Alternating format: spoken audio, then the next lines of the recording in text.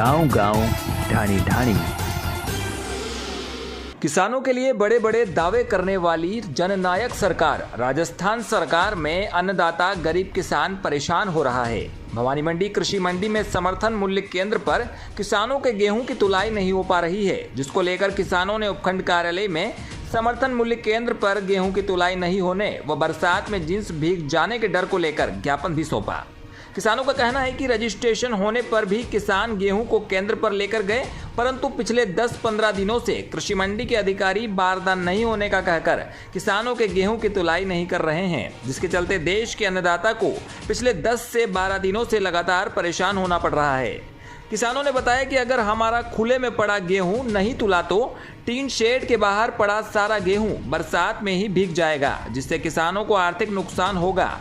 वहीं किसान बोले कि बारदान की कमी की बात उन्हें झूठी सी प्रतीत होती है, क्योंकि एफसीआई में तो रोज ही गेहूं आ रहा है।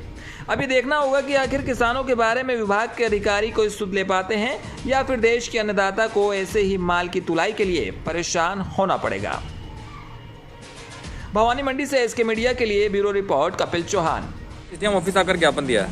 हमने किसान परेशान हो रहे हैं। 5 जून से बहुत सारे किसानों का माल अड्डे में पड़ा हुआ है और एफसीआई वाले के जो भी अधिकारी है, क्यूआई है, पीपीआई है, वो हर रोज़ आश्वासन दे रहे हैं कि बारदाने आ रहे हैं, बारदाने आ रहे हैं, लेकिन बारदाने की कोई अभी तक कोई समस्या का समाधान नहीं हुआ है और सारे किसान आके रोज़ निराश होकर जा रहे हैं। और कल से पानी की भी समस्या आ रही है और किसानों के बोने का टाइम भी आ गया है, लेकिन अभी तक कोई खाद बीज लाना और सारी समस्याओं का समाधान निकालने के लिए किसान अड्डे में रोज आए।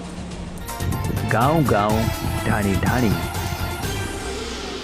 भवानी मंडी कोरोना संक्रमण के चलते बेरोजगार हुए असंगठित कामगारों को आर्थिक सहयोग प्रदान करने की मांग को लेकर जिला देहात कांग्रेस कमेटी ने उपखंड कार्यालय पर ज्ञापन सौंपा, जिसमें बताया कि देश में व्याप्त महामारी व लगातार लॉकडाउन के चलते असंगठित क्षेत्र के मजदूर परिवार अधिक प्रभावित हुए हैं, जिससे उनकी आजीविका में भारी व्यवधान व आय का नुकसान हुआ है, जिसके चलते देश भर में असंगठित कामगार भयावह स्थिति से जूझ रहे हैं। उसके बावजूद केंद्र सरकार से किसी भी प्रकार की आर्थिक मदद नहीं मिल पा रही है, जिनको जल्द से जल्द नगद आर्थिक मदद की जाने की मांग की गई।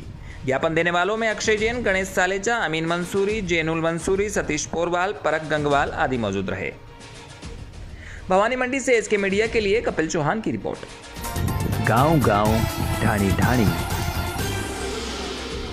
भवानी मंडी में आज मां की तरह पालना देने वाली और प्रजापिता ब्रह्मा कुमारी ईश्वरी विश्वविद्यालय को वटवृक्ष की तरफ फैलाने वाली विश्व कल्याणमयी मातेश्वरी जगदम्बा सरस्वती के 56वें स्मृति दिवस पर शहर के रिद्धि सिद्धि कॉलोनी में स्थित विश्वविद्यालय के सेंटर पर ब्रह्मा कुमारी निशा दीदी के सानिध्य में जगदम्बा सरस्वती को श्रद्धा सुमन अर्पित कर उन्हें याद किया, उनकी विशेषताओं पर प्रकाश भी डाला।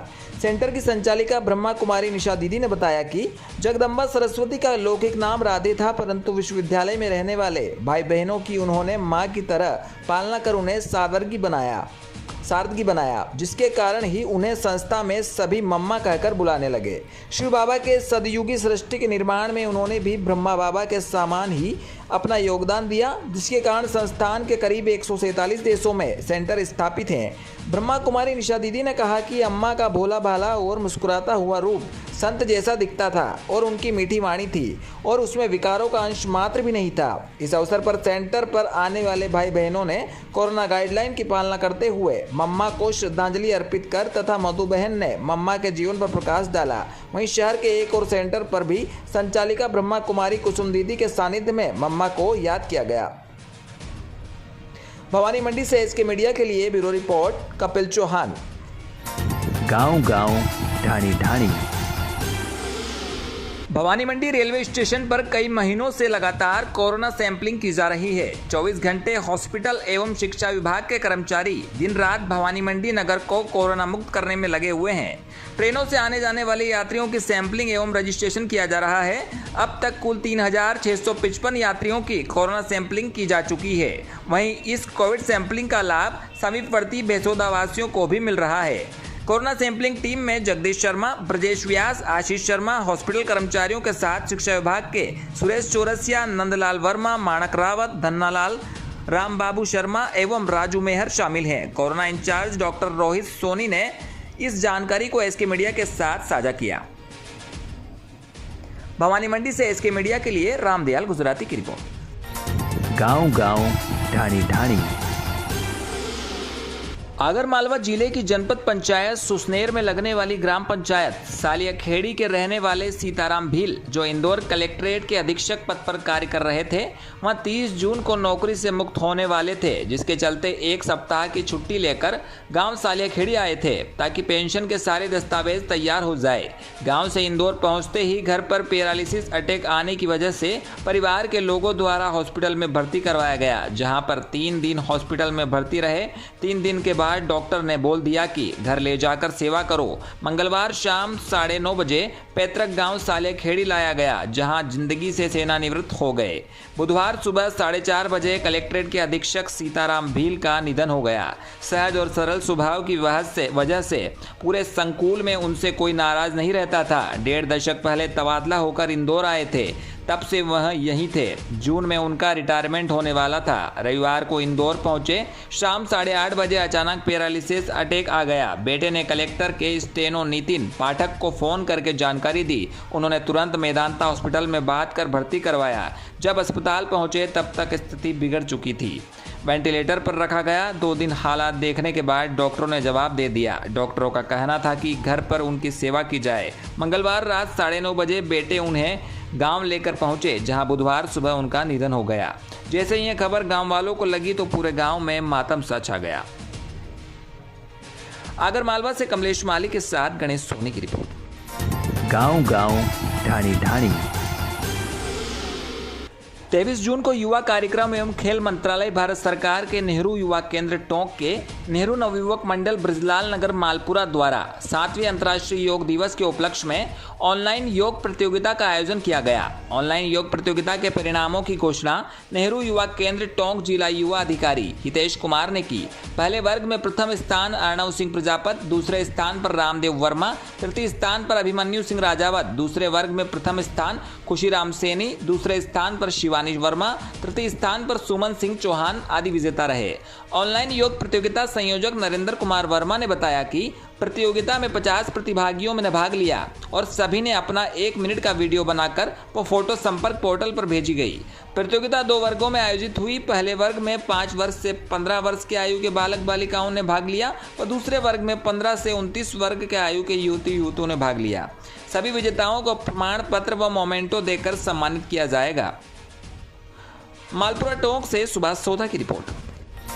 गांव-गांव, ढाणी-ढाणी। खैराबाद वार्ड नंबर 2 के निवासी ट्रांसफार्मर से बिजली सप्लाई की केबल के खराब होने से काफी समय से बिजली की आंख मिचौली, डीम व बार बार बिजली गुल होने से परेशान थे। वार्ड वासियों ने 2 दिन पहले जयपुर डिस्कॉम में फोन पर समस्या भी बताई तथा खैराबाद जेईएन हरीश मेघवाल को इस समस्या से अवगत कराया।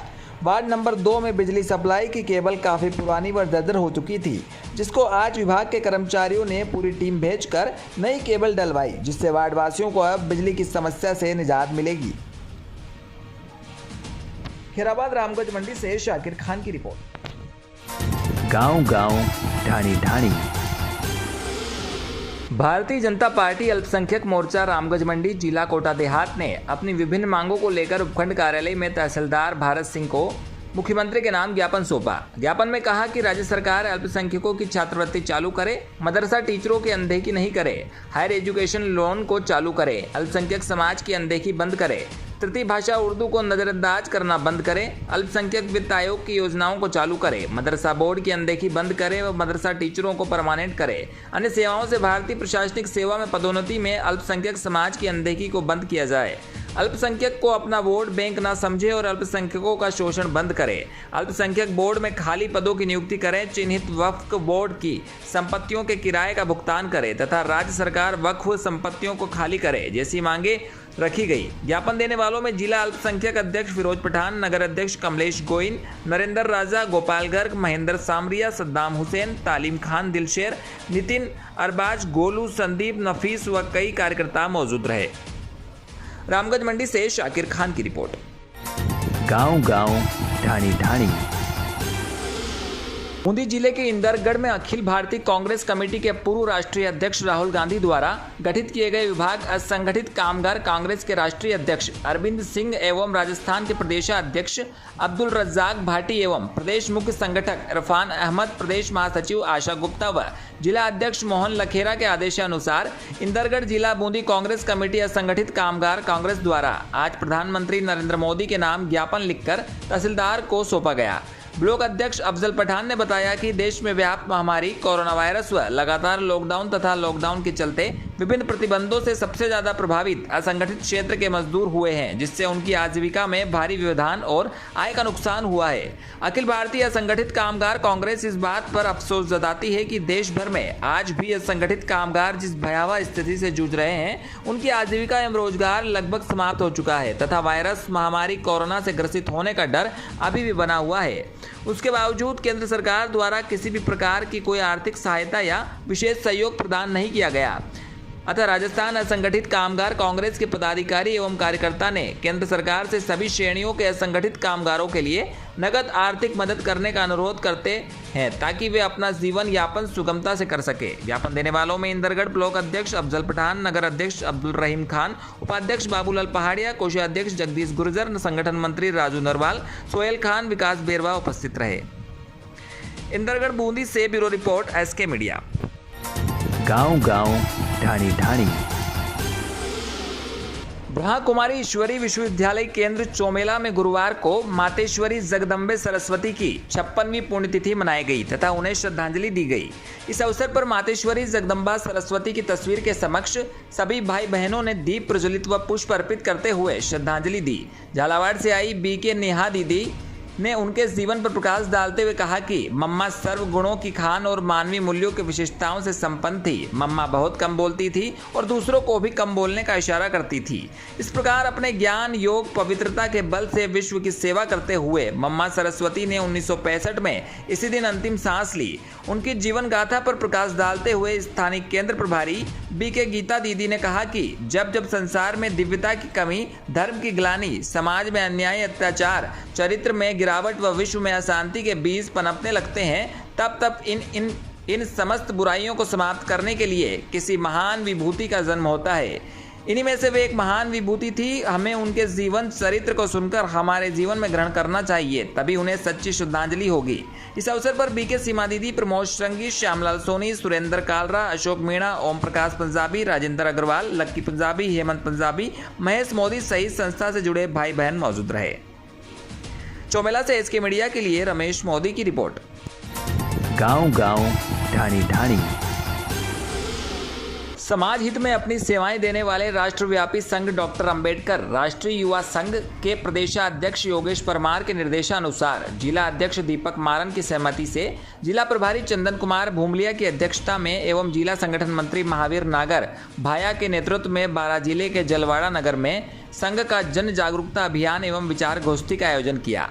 भूमलिया ने बताया कि जिला संगठन मंत्री महावीर नागर ने अपने क्षेत्र जलवाड़ा में बहुजन समाज के लोगों के बीच संगठन के माध्यम से बाबा साहब व अन्य महापुरुषों की विचारधारा को रखा। कार्यक्रम में मुख्य अतिथि बारां जिला सचिव ब्रजराज कंडारा एवं युवा जिला उपाध्यक्ष सत्यप्रकाश टटावत ने संगठन के उद्देश्यों, शिक्षा और रोजगार पर बल दिया एवं नए सदस्यों को नियुक्ति पत्र देकर फूलमालाओं से सम्मानित किया। नाहरगढ़ नगर अध्यक्ष रामचरण डागर एवं नगर सलाहकार गिरिराज भूमलिया ने वर्तमान परिस्थितियों को देखते हुए संगठन को मजबूती प्रदान करने की बात रखी। कार्यक्रम के समापन में सभी पदाधिकारियों एवं कार्यकर्ताओं ने जिला संगठन मंत्री महावीर नागर भाया का फूलमालाओं से सम्मान करके किया।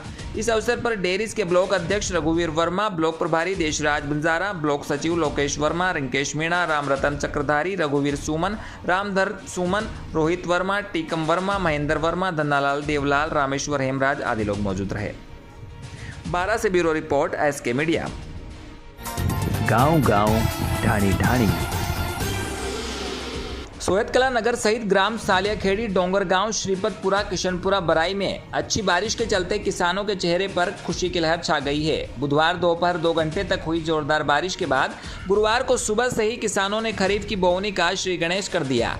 किसानों ने अपने खेतों में सोयाबीन, मूंगफली, मक्का की बोवनी की शुरुआत की, जिसके चलते खाद, बीज, दवाई के साथ कृषि उपकरणों की दुकानों पर किसानों की भीड़ जुटना शुरू हो गई है। हर किसान परिवार के सदस्य सहित श्रमिक खेतों में पहुंचकर बोवनी करने में जुटे दिखाई दिए, जिसके चलते जिधर नजर डालो उधर हर खेत में ट्रैक्टर भेलों से बुआई करते हुए किसान नजर आए। बोवनी के समय उचित समय होने के कारण ज्यादातर किसान इस वर्ष भी सोयाबीन और उड़द, मक्का की फसल पर ही अपना विश्वास जता रहे हैं। जहां किसी समय यह क्षेत्र मूंगफली और तिल्ली के नाम से जाना जाता था, लेकिन अब यहां कुछ वर्षों से बारिश की कमी को देखते हुए किसान सिर्फ मूंगफली की फसल तो सिर्फ खाने के लिए अपने परिवार में जरूरत के हिसाब से ही बुआई करते हैं। बोवनी की शुरुआत होते ही बीज की सोयाबीन के भाव में आई तेजी। बोवनी की शुरुआत होते ही बीज की सोयाबीन की बढ़ती मांग को देखते हुए अच्छी क्वालिटी के सोयाबीन के भाव में आई तेजी। सोयतकला, डोंगरगांव, सालेखेड़ी में सोयाबीन के भाव में आया उछाल। 7,500 से 8,500 रुपये प्रति क्विंटल हुई। देखा जाए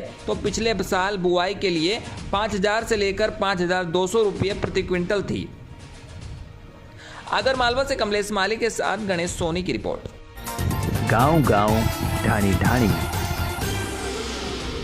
आगरमालवा जिला चिकित्सालय में कोरोना के नाम पर लापरवाही बढ़ती जा रही है। जब एसके मीडिया की टीम जिला चिकित्सालय पहुंची तो वहां पर देखा कि कोविड-19 के नियमों का पालना नहीं की जा रही है। कोविड-19 की लहर निकल जाने के बाद भी लोगों में समझ नहीं आ रही है। जब टीम चिकित्सालय पहुंची तो डॉक्टर, नर्स भी बगैर मास्क के नजर आए। सरकार जहां कोरोना के बचाव के लिए मास्क और 2 गज दूरी की बात कर रही है और लोगों को समझाइश दे रही है, तीसरी लहर से बचने के लिए कई तरह के कार्य कर लोगों को समझाइश दिए जा रही है। वहीं जिला चिकित्सालय में आ रहे मरीज भी बगैर मास्क के दिखाई दे रहे हैं। अगर वहां के कर्मचारी, डॉक्टर ही मास्क का उपयोग नहीं करेंगे तो आने वाले मरीज कैसे करेंगे? यही नहीं, जिला चिकित्सालय के पास ही पॉलीथीन एवं गंदगी का ढेर लगा है, जहां पर दर दर भटक रही गौमाता पॉलीथीन खाती दिखाई दी, पर जिम्मेदार का इस ओर कोई ध्यान नहीं है। आए दिन पॉलीथीन खाने से गायों की मौत हो रही है। वहीं अस्पताल के पास ही पॉलीथीन का ढेर लगा दिखाई दिया, पर जिला चिकित्सालय अधिकारी का इस ओर कोई ध्यान नहीं है। आखिर यह देखना दिलचस्प होगा कि क्या जिम्मेदार इस ओर ध्यान देते हैं या फिर देख कर भी अनदेखा कर लोगों की जान के साथ खिलवाड़ करते दिखाई देंगे।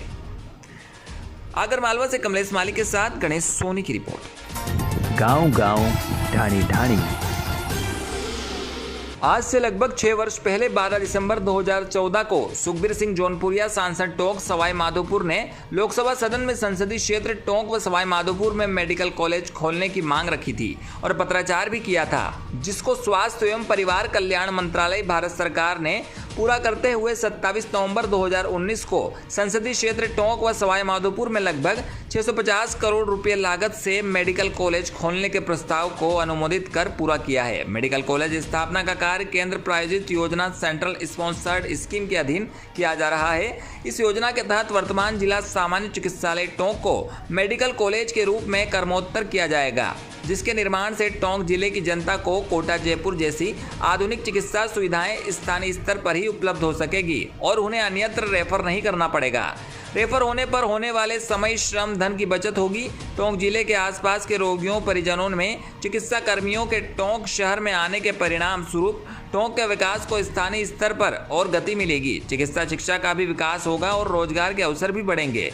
सांसद जौनपुरिया ने बताया कि मेडिकल कॉलेज टोंक के निर्माण हेतु 12 मार्च 2021 को यूसुफपुरा चराई में लगभग 41 बीघा भूमि का आवंटन हो चुका है। इसका सीमा ज्ञान किया जा चुका है और पत्थरगढ़ी का कार्य जारी है। सरकार द्वारा उक्त नवीन मेडिकल कॉलेज टोंक की स्थापना हेतु डॉक्टर संजीव माहेश्वरी, अतिरिक्त प्राचार्य, जवाहरलाल नेहरू महाविद्यालय आयुर्विज्ञान महाविद्यालय अजमेर को नोडल ऑफिस नियुक्त किया है।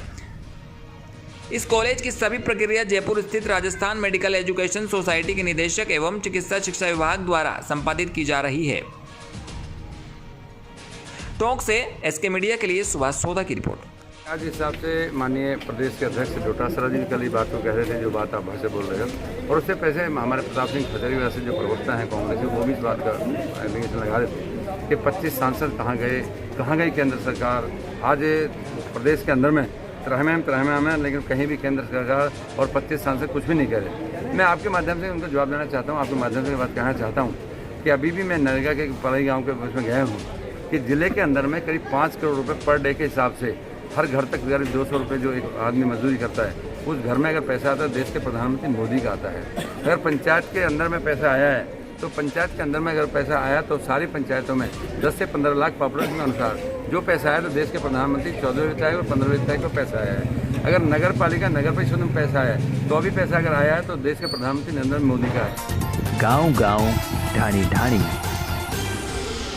सुखबीर सिंह जौनपुरिया सांसद टोंक सवाई माधोपुर ने नितिन गडकरी सड़क परिवहन एवं राजमार्ग मंत्री भारत सरकार को अधिस्वीकृत एवं गैर अधिस्वीकृत पत्रकारों को टोल मुक्त यात्रा के संबंध में लिखित पत्र दिया, जिसके प्रति उत्तर में सड़क परिवहन एवं राजमार्ग मंत्रालय ने बताया कि उक्त संबंध में आवश्यक कार्रवाई हेतु संबंधित विभाग को पत्र प्रेषित कर दिया गया है। सांसद जौनपुरिया द्वारा टोल मुक्त यात्रा के संबंध में प्रयास करने पर संसदीय क्षेत्र के पत्रकारों ने सांसद जौनपुरिया का आभार व्यक्त किया।